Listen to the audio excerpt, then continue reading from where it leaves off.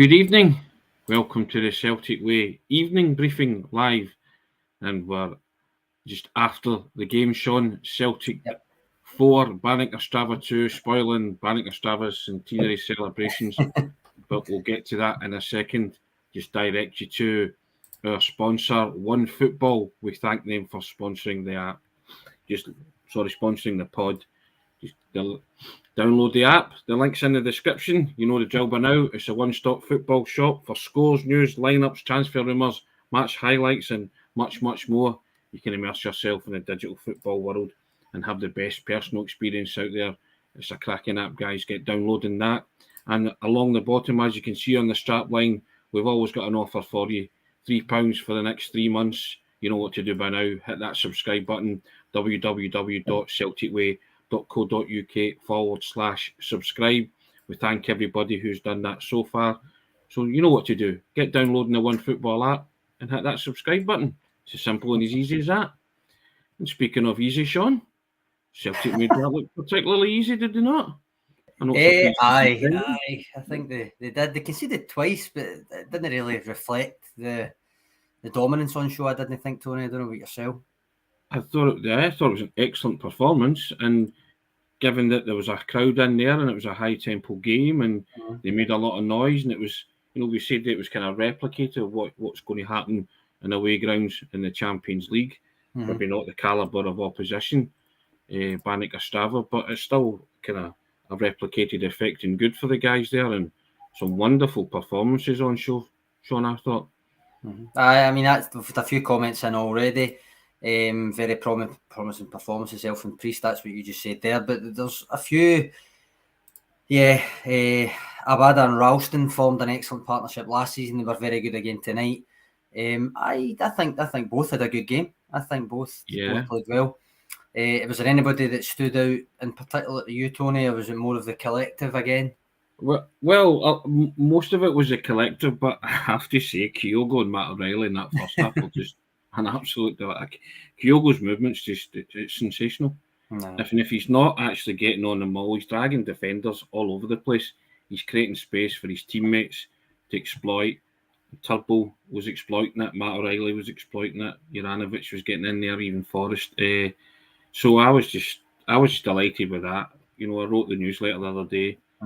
Meet the new Kyogo, same as the old Kyogo, and he's just taken off. We know where he left off last season, and Matt O'Reilly, he's going to score a barrel load this season, I think. I mentioned to you before I done the scouting report for the website when he signed.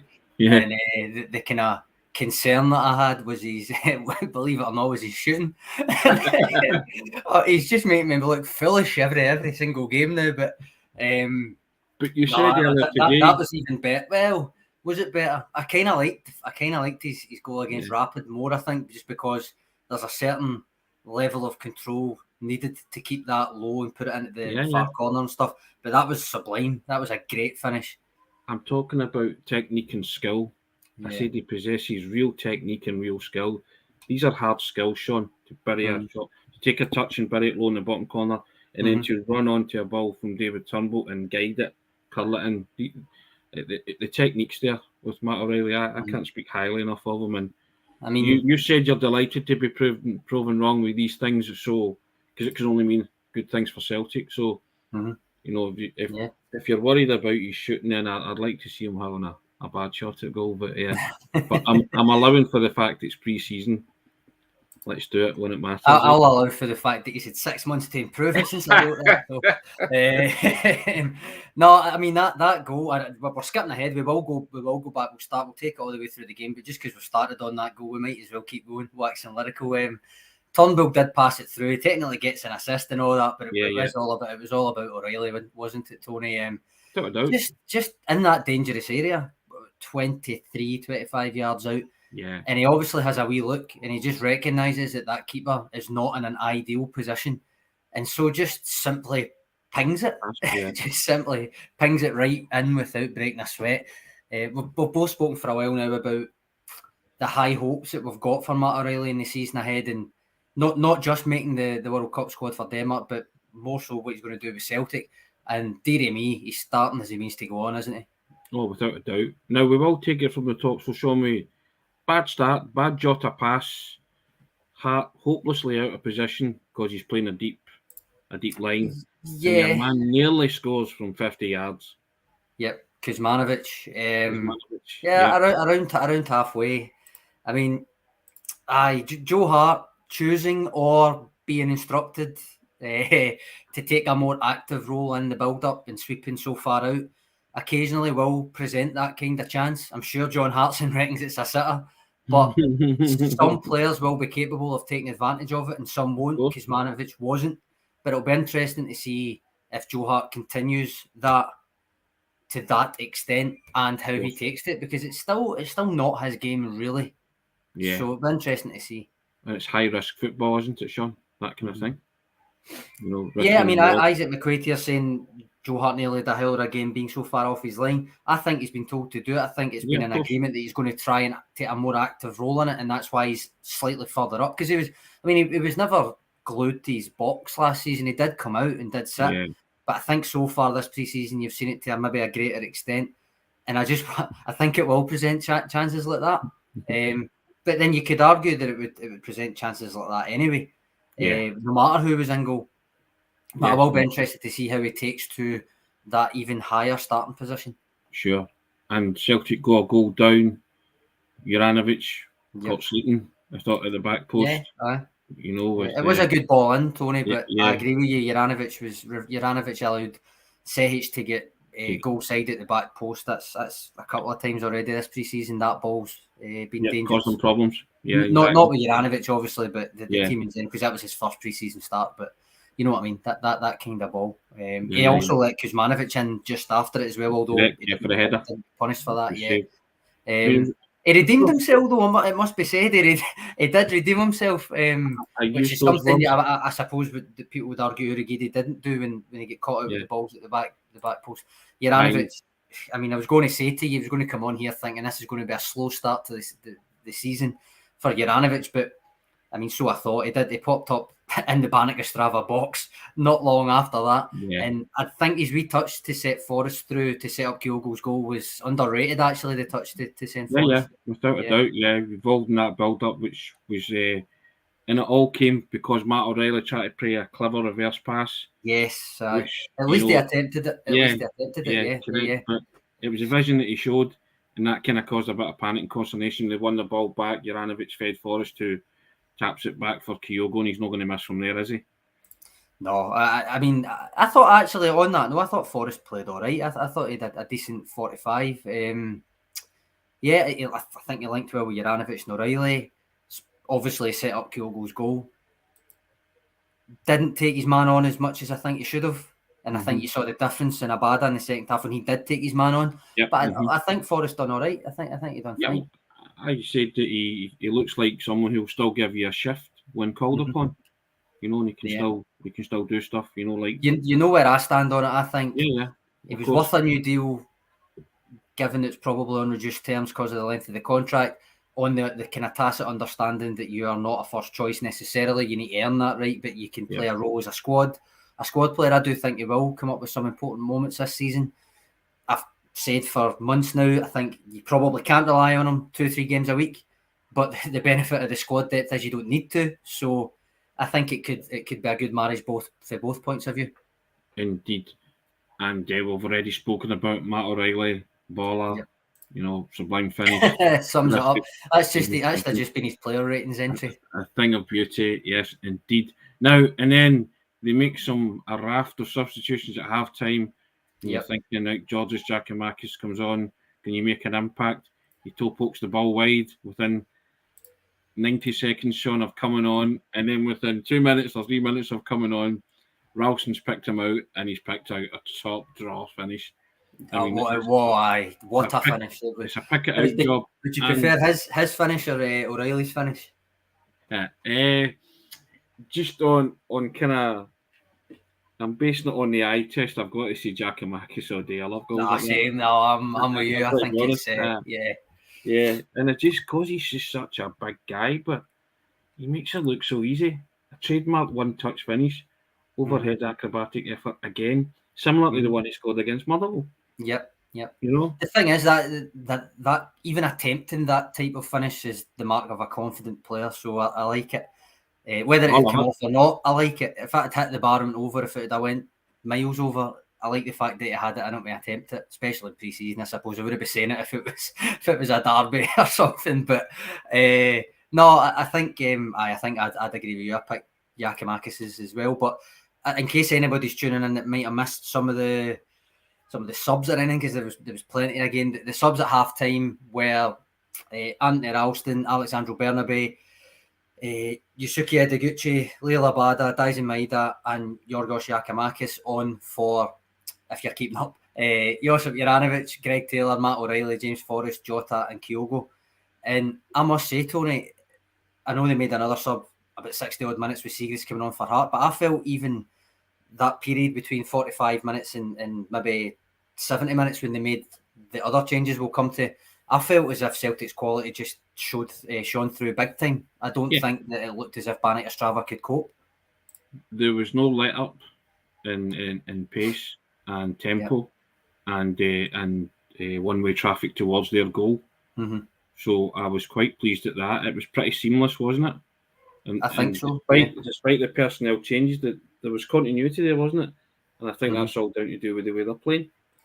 They're all understanding the system and they're all understanding their role. And when they go on the park, they know what to do, and they're in sync and they're in tune with each other because they do it every day. I agree. I think you already said about we've spoken about Giakoumakis' goal, but can I just want to mention in the build-up, I tweeted out about it as well at the time. That's the only tweet I sent you on the game because I was on the main account, but I went on it my own to talk about it. Daisen Maida, pre-season, and he's still tracking back into his own half to win the ball back to set up the move that ends in that Giakoumakis volley. He wins it back, gives it to McGregor. McGregor gives it to Abada. Ralston overlap and cross, which is also the thing that Ralston really does, you would argue, more than Juranovic. Arguably to a better standard than Juranovic as well, is that overlap, that wee burst, that overlap. Juranovic is obviously better coming inside and playing that way, but nonetheless, almost becoming a trademark, Ralston overlap and cross, and then Giakoumakis volley. But it all started with Daisen Maida winning that ball back in his own half. Yeah, pertinent point. And also, I mean, talking about Maida, he's just he epitomises we never stop. I don't think he stopped for pre-season either. I think he's just neither did I. He's not had a break. But on that note, he went back to Japan just to find somebody to train with, just to do something. On the cross, my thoughts are Ralston's putting that into an area where he knows if Giakoumakis gets one touch, he'll probably score. I agree. I think I want to see more intelligent crossing this summer. I think they did improve it as the season went on last year, but I think, for instance, have a realisation who you're crossing to. If it's Giakoumakis, that kind of ball's brilliant. Yeah. If it's Kyogo, drill it in lower, that kind of thing. Yeah. Sometimes even in professional football, you've not got that split second to know when you are put into an area, but you know who's on the pitch as well. So I agree with you. I think it was a deliberate. I think it was the St Johnstone goal. That was before Giakoumakis was obviously feeling it and stuff. But the St Johnstone goal at Parkhead was Ralston as well. I want to say the Dundee goal was Ralston putting in for Giakoumakis as well, I think. And it's all that kind of cross, that hard, slightly up at the chest height or head height.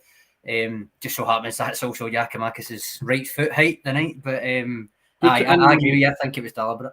Put it in where you can attack it, Sean. Either by the head or the foot, right? Give yourself a fighting chance of scoring a goal.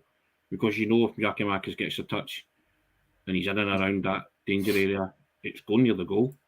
Bottom line, you know. So I'm obsessed with Maida tonight, I think. But I saw the odds for top scorer in the Premiership earlier on social media, Tony, and I can't take my eye off Maida at 16-1. I think that could be a dark horse because I think he'll play a lot. I think we saw that at the business end of the season. When the chips are down, Postecoglou's going to start Maida, and I think rightly so because, as you say, he epitomises what's going to happen on the pitch. I think you'll see a lot of rotation with Kyogo and Giakoumakis, Abada, Forrest. I think Jota and Maeda either side of Kyogo is probably the front three that I would be going for, and I think having all the rotation options is a benefit.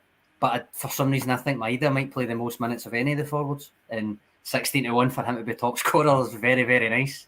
Does he have to improve his sharpness in front of goal? Because he did get presented with a couple of chances and missed them. I'm not having a go. I'm just asking. No. I mean, you could level that at him last season as well, and that was when he came off the back of a full season. I think it is he's just one of those players that he is going to miss occasionally. Yeah. But as long as he continues to get into the positions, I'm not going to be too perturbed. Because you could also have said at the start of the season, we did say actually several times that Kyogo is going to frustrate him sometimes because there are chances that he should score that he doesn't, and there's chances that he obviously scores that you think, oh well, how's he managed to score that? Yeah.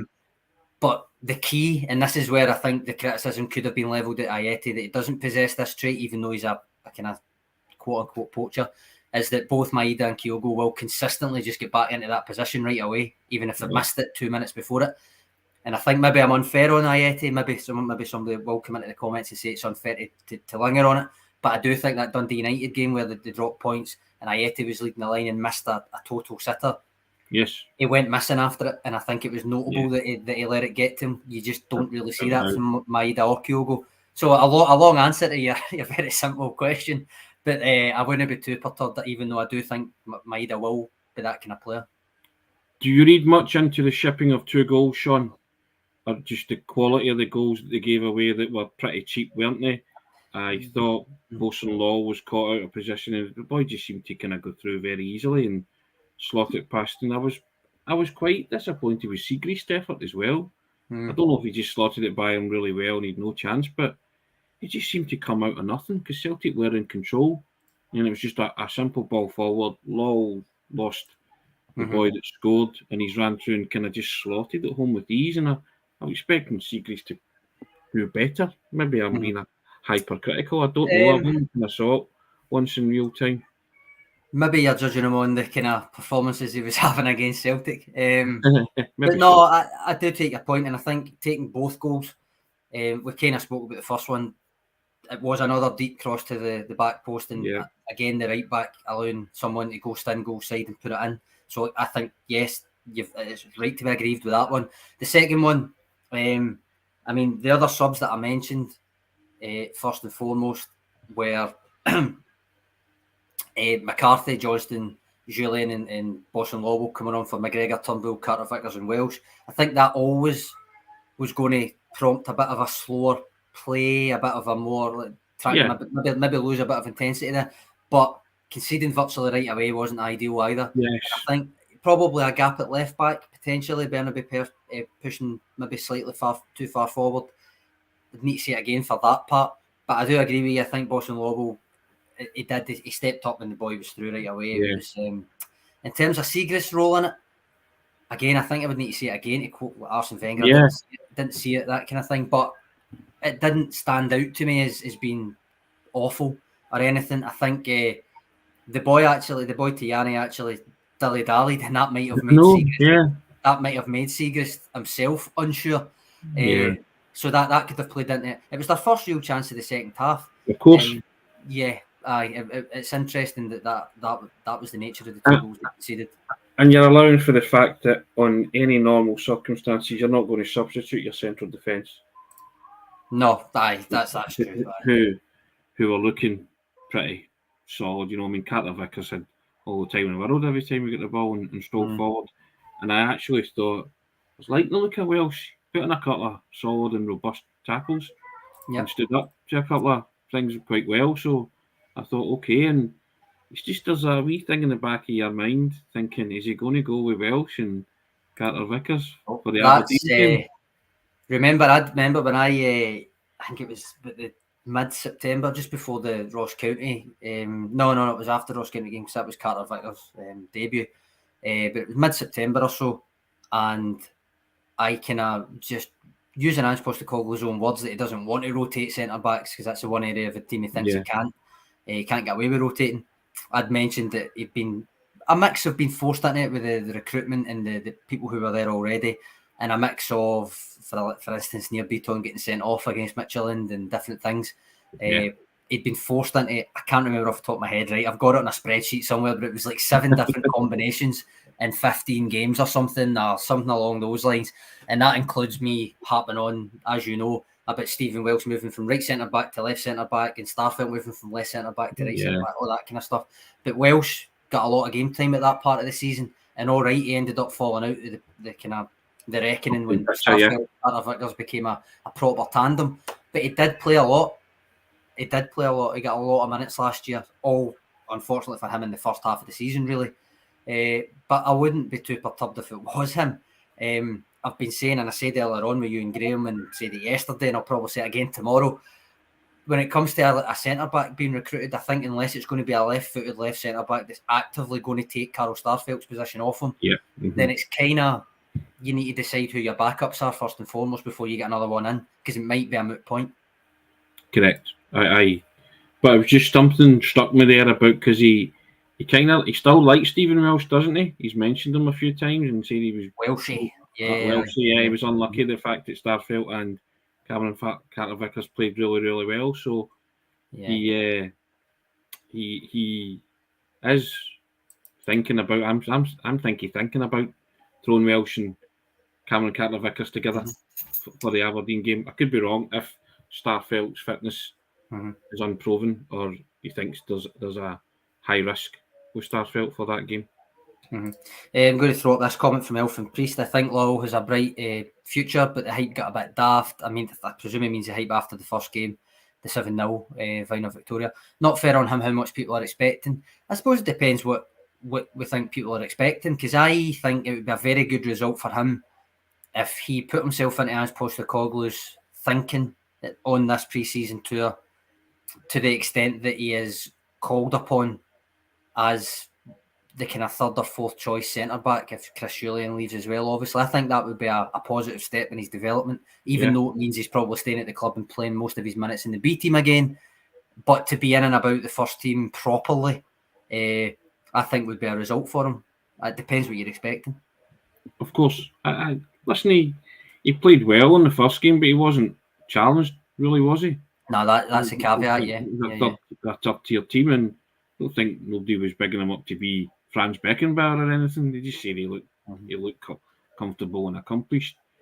Yeah, I mean, I'm just expecting guys to show me, as you talk about those idiosyncrasies and the fact that their body language and they're looking as if they're listening to what the manager is telling them and playing the way the manager wants to tell them. In the first game, he looked like that, but it's hard when the guy comes on and one of the first things that happens is you concede a goal. So you're naturally going to home in that. I agree. So that I'm not singling him out as a bad performer. I was just mentioning the point that he might have or he could have done better to prevent the second goal. But you also pointed out Barnaby maybe charged upfield as well. So we were warned about Barnaby that going forward he's good defensively. He could be suspect. So we're kind of finding that. Also, I mean, just in terms of the way Celtic play, that those areas are always going to be a weakness. They're always going to be able to be exploited. Sometimes I mentioned it talking about Carl Starfelt earlier on and how James Daly wrote a column for us, basically suggesting that Starfelt's weaknesses, a lot of them can't be, or teams in Scotland aren't capable, basically, of exploiting the kind of weaknesses that Starfelt exhibits, but maybe European level teams are. A lot of the time, Celtic's fullbacks by nature will leave that gap in behind and is able to be exploited. But again, domestically, it's easier said than done for those teams to actually exploit it when Celtic have got 70% possession and more. Of course, without a doubt, indeed. Anything else strike you, Sean, or from your extensive notes that you've really taken? I thought it was interesting when McCarthy and Ideguchi came on together that it seemed like Mikey Johnston was playing a wee bit more central and further forward. So I struggled to tell if it was truly a 4-2-3-1 or not, but it's intriguing nonetheless. And I wonder if he's thinking that's maybe the way to get the best out of James McCarthy and Ideguchi at the same time if they need to play together. But I don't know. I just noticed that Johnston seemed to be a wee bit more central. What did you think of Ideguchi? I don't think it was. I mean, I don't have anything written in the notes apart from that, put it that way. I don't think it was something, I wouldn't say he was terrible. I don't think he was great. Just think he came on and got, as you said in your ratings, minutes into the legs. Yeah, and which is big. The manager's big on that. He's been talking about that, getting every guy that's on the tour some game time, valuable game time and minutes into the legs to prepare them for what's coming in the future. If called upon. So I just think that is the value of the pre-season exercises, Sean. Score lines and performances are a bonus on top of that, and Celtic certainly got one tonight. Yeah, we feel as if we say this all the time with the pre-season ones. It's only been 3 games, but we feel we've said that about 90 times. But it is about that. It is about those learned behaviours, all the stuff that I say to you all the time. But it is good when you get the result as well. Can't be denied. That's 2 6-goal thrillers and on the right side of this one. Yes, indeed. And if you haven't seen Matt O'Reilly's and Giacomakis' goals, guys, check them out. They're quite special, aren't they, Sean? They are, yeah. And leave a wee note, say what one you prefer, because we both said Giacomakis, but O'Reilly's was sublime as well. So, yeah, without a doubt. I mean, it is your. If you're pinned down and asked what one, I think it's because Giacomakis is probably looks more aesthetically pleasing on the eye with the acrobatic type finish. And but yeah, I mean, I just was very pleased with the way they controlled the game after going a goal down, Sean.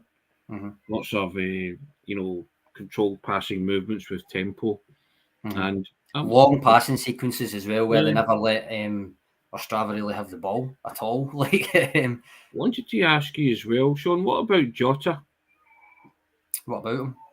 Did you think he flitted in and out? And I think that's a fair thing. He's always persistent though. Like he's never shy and still want to do what he likes to do in terms of taking someone on and showing for the ball and stuff. But I think it wasn't one of the days where it was coming off for him a lot. But he only got 45 minutes. It might have changed if he'd stayed on for the second half. You never know. That's the blessing and the curse of a pre-season game is as you well know, doing the ratings, but you're essentially judging them on just 45 minutes, a lot of them. So I made the point as well that I think Barnaby's got a battle on his hands to oust Greg Taylor. I would agree. Yeah. I just think he likes to make things happen, Greg Taylor, and his passing range is pretty good. I think he showed that to take the second half of last season. He's diligent. He'll do what he's been asked to do, and he'll do it to a very good level. I don't disagree. I think when I do my depth chart so far, it's still going to be Taylor and then Alexandro Bernabé. So, and the Bull, were you happy to see the Bull playing again? It's more to come from the Bull, I think. I really do. I think he's got a keen eye for a pass, and he's just starting to hit a wee stride. You've got to remember where he was, just getting back into the team for the last game and stuff. And then went away with Scotland, didn't really play virtually because away with Scotland to watch them, that kind of thing, train with them and watch them. So this pre-season for him is as crucial as it is for any of the players, really. But he came on the other day against Rapid, goal and an assist, technically an assist again today. What more do you want? He never got a chance to really showcase his set pieces. They never really got a set piece until later on. But yeah, I don't see anything but positive signs so far. He's got a job in his hands. The kind of, as much as everybody's still talking about another centre mid to come in, and the knock-on effect of that, if it's a sitter, would be that McGregor is then putting his hat in the ring for one of the eights roles. Makes it harder for Hatate, O'Reilly, Turnbull to always get a game because McGregor will start regardless of whether it's as the 6 or the 8. But it's great to have him as an option. Turnbull, his raw output is just astounding. So when you look at, even though I said it the other day, we were talking after the Rapid Vienna game, I think that is Celtic's strongest midfield 3. McGregor, O'Reilly, Hatate as it stands. But add in Turnbull and the raw output that he brings, add in the expected rise of Ideguchi this season, and then a potential other midfielder to come in, and then the other assortment of other players that are there, the youngsters and James McCarthy and stuff, and you've got quite a lot of players there that can clock game time should they be required. So, indeed, and John Hatate, he was missing. Yep. Hopefully, Ange will clear that up in the Q&A after. Hopefully someone will ask him, but are we just going to put that down to a rotation and maybe rested, or hopefully there's nothing more sinister in it? I'm not sure. We'll find out when Ange speaks to the press after the game, and Graham's over there. Graham will have the quotes from Ange and stuff. We'll have the full Q&A from his media duties and stuff on the site. It might be simple as a wee knock in training. That's what Juranovic was out for and stuff, and there's no point in taking a risk if you're even slightly concerned. So it could be that, could be a rotation thing. We'll see. Well, as you've said, Celtic on the right side of the scoreline and another 6-goal thriller, back-to-back 6-goal thrillers. Yep. Important minutes into players' legs. Good result, good performance. 2 cracking goals from O'Reilly and Turnbull. Goals, Tony, dare I say, worthy of the watching Lubo Moravcik? Yes, indeed, he was there. Sorry, Yeah. O'Reilly and Giakoumakis. I said Turnbull there. I was reading Turnbull there. But Kyogo doing what he does best. And Abada. We cameo from Abada, but decent cameo. Yeah, I liked that. I thought Abada did well. As I said, contrasted. As much as I said Forrest played well, I think he did play well. I thought you could see the difference, as I say, with Abada taking on his man, where Forrest would look for the 1-2, that kind of thing. Abada's ball to Ralston for coming in for the Giakoumakis goal. I just thought he had a good game. And again, I will use the word depth, but it is good when you see multiple players in the same position putting in performances or at least making contributions. So, indeed. Well, that's been half an hour. We've waxed lyrical about the leather belts, as they say, and we've enjoyed it and could probably talk all night.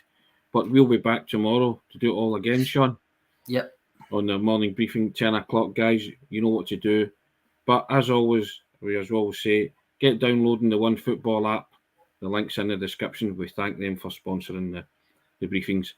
And as you can see along the bottom, hit the subscribe button. You might like it. Subscribe to the Celtic Way. You know what to do.